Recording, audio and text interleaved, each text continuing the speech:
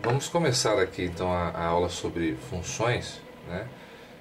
É o nosso início para poder entender cálculo. Então a gente vai ver nessa aula aqui os seguintes tópicos, né? Então, por que começar o estudo de cálculo por funções, tá? O que é uma função? Vamos dar alguns exemplos de funções para que o conteúdo possa ser entendido de forma adequada. E qual que é a importância do estudo das funções, tá? Então vamos começar o porquê, sobre o porquê começar o estudo do cálculo pelo estudo das funções, né? Então vamos lá. Bom, o cálculo, ele a princípio, o estudo do comportamento das funções, né? Se ele é o comportamento das funções, então a gente precisa ter muito claro o conceito, né, do significado das funções, né, entender como as funções funcionam, né, como elas se comportam, e para daí então a gente começar a entrar no ensino do cálculo diferencial e integral, propriamente dito, né? Então, só para a gente ter uma ideia, por que é tão importante estudar funções, né, começar por funções? Porque, por exemplo, quando a gente fala do limite, né, o limite é o primeiro tema que a gente aborda num curso de cálculo. O limite é o valor para qual determinada função tende, né? Então, a gente vai ver mais adiante se a gente tem uma função, né, seja ela qual for, e a gente está querendo saber o limite de determinado ponto aqui, né? Então, o que a gente está falando? A gente está falando de um valor específico dentro de toda essa função, né, desse gráfico dessa função, para a qual essa função ela tende a seguir, né? Então esse é o limite. A derivada também é a taxa de variação de uma função em um determinado ponto também, né? Que também a gente vai ver mais adiante, que basicamente é a tangente, a reta que tangencia esse ponto, ou seja, que encosta, né, uma única vez aqui nesse ponto. Essa é a derivada. E quando a gente fala de integral, uma das integrais que a gente trabalha, que é a integral definida, a gente vai analisar, por exemplo, dada essa função, nós vamos analisar a área, né, uma área que está abaixo desse gráfico, essa área, por exemplo, né? Então, a gente precisa ter muito claro o que é uma função, como uma função ela se comporta e quais são as características de cada função, para que a gente possa entender muito bem o que é limite, o que é derivada e o que é integral, tá? Bom, então vamos começar a falar das funções, né? Então a gente tem aqui que a função ela pode ser definida como uma relação, ou melhor, uma correspondência entre dois conjuntos. Nesse caso eu estou falando entre dois conjuntos, porque nós vamos trabalhar a princípio, né, em R2. O que significa trabalhar em R2? Trabalhar em R2 significa, o R significa o conjunto dos números reais, né? E R2 significa que a gente vai trabalhar no plano bidimensional. Então a gente vai trabalhar com um eixo Y e um eixo X.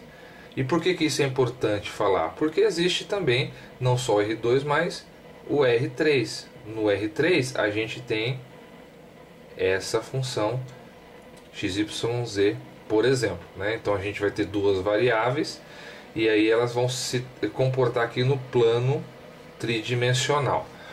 Mas a princípio, para nós iremos trabalhar aqui com o plano bidimensional, tá certo?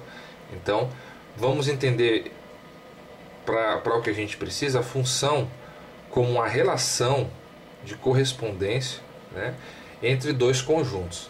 Então, por exemplo, eu tenho aqui o conjunto A e tenho desse lado um conjunto B qualquer, tá? Então vocês vão ver que eu não vou nem comentar, não vou nem colocar números aqui inicialmente. Por quê? Porque é importante perceber que a função ela é uma relação de correspondência. E essa relação de correspondência entre dois conjuntos não necessariamente ela é feita por números. Para a nossa intenção aqui, que é estudar cálculo, realmente vai fazer sentido utilizar os números. Mas é importante ficar claro que a função ela não é a relação somente entre dois conjuntos de números, é a relação entre dois conjuntos quaisquer. Então, por exemplo, se aqui nesse conjunto A eu tenho um círculo, né? Por exemplo, e eu digo que sempre que eu escolher o círculo no conjunto A, eu vou ter como correspondente o B aqui um triângulo. Então essa é a relação de correspondência. Se, por exemplo, eu escolher, ao invés do círculo, eu escolher um quadrado, eu vou ter como uma relação de correspondência aqui, por exemplo, eu vou ter um pentágono, certo? E se eu escolher, por exemplo, um triângulo invertido, deste lado aqui eu vou ter uma estrela de Davi, por exemplo, né? Então, o que a gente tem aqui? A gente tem aqui, sempre que se eu escolher, se a minha escolha for o círculo, então, necessariamente, o que eu vou ter é um triângulo. Se eu escolher o quadrado, necessariamente eu vou ter um pentágono. E se eu escolher um triângulo invertido, necessariamente eu vou ter uma estrela.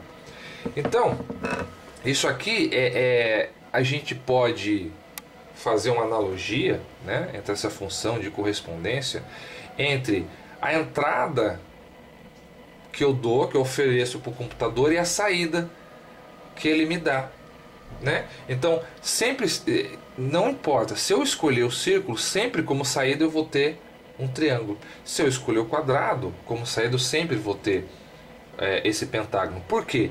Porque essa é a relação entre esses dois conjuntos que eu estou estudando, tá?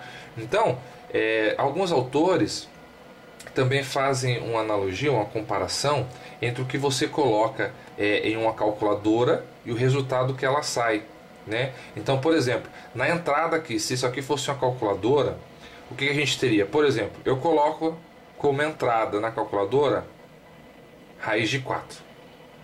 Quando eu coloco a entrada na calculadora raiz de 4, esse é o meu conjunto A. Quando eu dou o Enter, o que ele vai me dar? Ele vai me dar a correspondência dele no conjunto B. E como resposta ele vai dar o quê?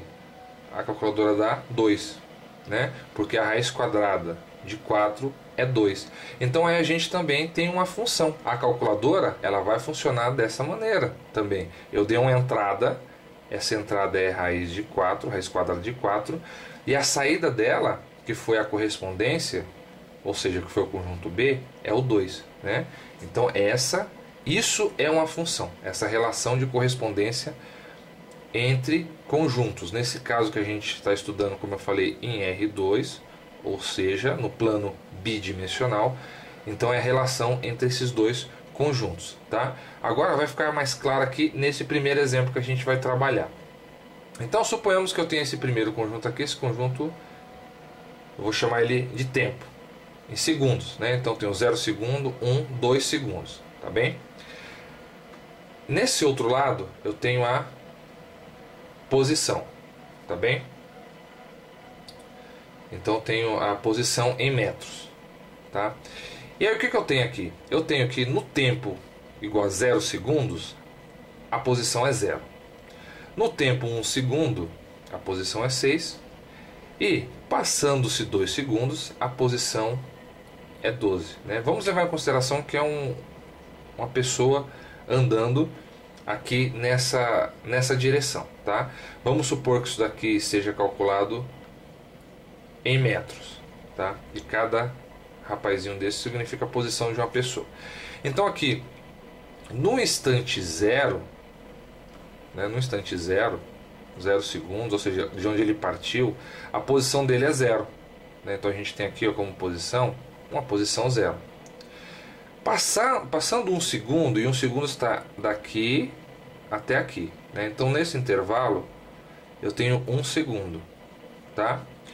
Depois que passou 1 segundo, a posição desse rapaz foi 6 metros.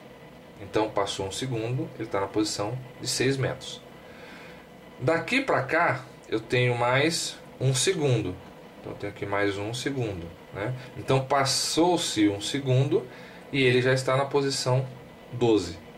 né? Então essa é a relação que eu tenho entre esse conjunto tempo e posição. Ou seja, eu posso dizer que a posição do sujeito ela varia em função do tempo, né? Ou seja, o tempo ele vai determinar qual que vai ser, ele vai me dizer qual que vai ser a posição que essa pessoa vai estar ao longo desses segundos, né? Então eu tenho uma relação, uma função de posição em relação ao tempo, tá bem? Vamos aqui a mais um exemplo. Então suponhamos que a gente tenha um círculo, tá? O círculo, o tamanho do círculo é definido pelo tamanho do raio, né? Então eu tenho esse raio aqui, por exemplo. Se eu tenho esse raio, eu tenho essa área toda, tá? Então essa área do círculo. Com esse raio daqui, eu consigo toda essa área desse círculo, tá? Se eu, por exemplo, pegar esse raio e aumentar, ou seja, eu considerar todo esse raio aqui, então eu peguei esse primeiro raio e aumentei, estiquei ele aqui para baixo. Quando eu fizer isso, a nova área do círculo vai ser diferente. O novo círculo, ele vai ter toda esta área, que vai ser muito maior, né? Então, qual é a conclusão que eu chego? Que a área do círculo, ela varia em função do comprimento do seu raio. Então, ou seja, eu tenho uma função aqui, e essa função é dada em relação ao comprimento do raio, tá? Porque se eu aumento o raio, e nesse caso é uma relação diretamente proporcional, né? Porque se eu aumento o raio, eu aumento a área do meu círculo. Se eu diminuo o raio, eu diminuo também a área do meu círculo, tá? Então isso também, como há uma relação entre a área do círculo e o comprimento do seu raio, nós dizemos que isso é uma função, porque é uma relação entre dois conjuntos. Qual conjunto? Um conjunto é a área e o outro conjunto é o comprimento do raio, né? Então eu tenho dois conjuntos aqui, tá? E a área vai depender do comprimento do raio, tá bem? Então esse vai flechar esse, que é o comprimento do raio que determina a área do círculo, tá? Como último exemplo, vamos falar aqui, por exemplo, nesse exemplo 3, vamos falar sobre um tanque, né? Então a gente tem esse tanque com esse volume todo de água, né? Essa altura do tanque aqui é o tanque quase cheio, né? Então se eu tiver esse tanque quase cheio, o que eu vou ter? Eu vou ter a saída de água aqui, uma pressão bem forte, tá? Por quê? Porque está exercendo toda essa quantidade, esse volume de água, está exercendo uma pressão aqui na saída e faz com que eu tenha uma pressão, uma determinada pressão aqui saindo, tá? Uma pressão X, por exemplo. Se eu diminuo, se eu esvazio, ou conforme passa-se o tempo e vai diminuindo o volume aqui desse tanque, a gente vai ter esse volume aqui do tanque a essa altura. E aí nesse caso o volume, a pressão da água ela vai ser menor. Então o que a gente diz? Que há uma relação entre o volume do tanque e a pressão de saída da água, tá? Porque quanto maior o volume de água, maior é a pressão. E quanto menor o volume de água, menor é a pressão também.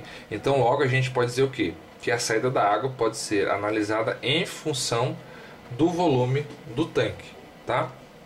Então, o que é importante perceber? Que a função ela diz respeito aos conjuntos, a relação entre dois conjuntos que nós estamos estudando. Porque nesse caso aqui, eu estou analisando a pressão de saída em relação ao volume do tanque. Só que existem outras possibilidades aqui que eu posso estudar. Por exemplo, eu posso verificar qual que é a relação entre a altura do tanque e o seu volume. por exemplo, a quantidade de água que tem aqui em volume, né? Então eu posso dizer que quanto maior for a altura aqui dessa parte do líquido, maior vai ser o volume do tanque. E quanto menor for essa altura, né? Quanto menor for essa altura aqui, por exemplo, menor é o volume. Então eu posso dizer também, na segunda forma, que o volume ele está relacionado aqui também em relação à altura do tanque. Então cada altura do tanque vai me dar um volume específico, né? Então por que eu estou falando isso? Porque na análise de funções a gente vai verificar isso, né? A função, então, portanto, ela é a relação entre dois conjuntos que nós estejamos estudando, e podem ser quaisquer conjuntos que estabeleçam entre si uma relação, né? Se houver uma relação entre esses dois conjuntos, nós estamos diante de uma função, tá? Então, o que eu quero dizer com isso, né? Eu quero dizer o seguinte: se eu disser para vocês, né, se eu fizer a seguinte pergunta: isso daqui é uma função? Ou seja, isso daqui e isso daqui é uma função? A maioria, ou pelo menos grande parte de vocês responderiam que sim, né? Bom, professor, eu aprendi que isso aqui é uma função do segundo grau, isso aqui é uma função do primeiro grau. Mas isso não é uma função, né? Por definição, isso aqui é um gráfico de uma função, né? Poderia ser um gráfico qualquer, mas é o gráfico de uma função. Porque a função, na verdade, ela é a relação que existe entre os dois conjuntos de números, ou entre dois conjuntos, né? Entre o x e o y. Se eu tenho o x aqui e eu tenho o y aqui, o que significam essas duas retas? A reta que está na horizontal e na vertical. Que cada uma dessas retas é um conjunto. E esse conjunto aqui, geralmente, é o conjunto das retas, né? A gente chama reta dos números reais, porque aqui estão contidos todos os números, né? Todos os números reais, tá? Então eu tenho um conjunto x e eu tenho um conjunto y. E aí, na relação entre esses dois conjuntos, entre o x e o y, né? Que aqui eu poderia muito bem fazer x, aqui um círculo, e o y, um outro círculo, né? Essa seria uma outra maneira gráfica de eu representar essa função, né? Mas se eu quero representar ela na forma de um plano cartesiano, que é justamente o cruzamento entre duas retas, uma horizontal e uma vertical, então eu tenho esse gráfico, né? Esse gráfico que sim representa uma função. É o gráfico, nesse caso, uma função do segundo grau, tá? E é uma função do segundo grau porque tem uma relação entre esse conjunto x e a relação entre esse conjunto y, tá certo? Então, o que a gente pode dizer, pode concluir, que o estudo das funções, eles nos ajuda a compreender o comportamento de determinados fenômenos, né? Então, o que acontece com um determinado fenômeno, se eu faço qualquer variação ou se eu tenho qualquer variação em um dos conjuntos, né? Que eu vou chamar de domínio, tá? Então, a gente, com isso, né, as funções, tá? A análise das funções nos possibilita prever algumas situações. Por exemplo, a gente consegue prever a pressão de saída de água de um tanque, a gente consegue prever a área de um círculo e a gente consegue prever também a posição de determinada pessoa em função do tempo, tá certo?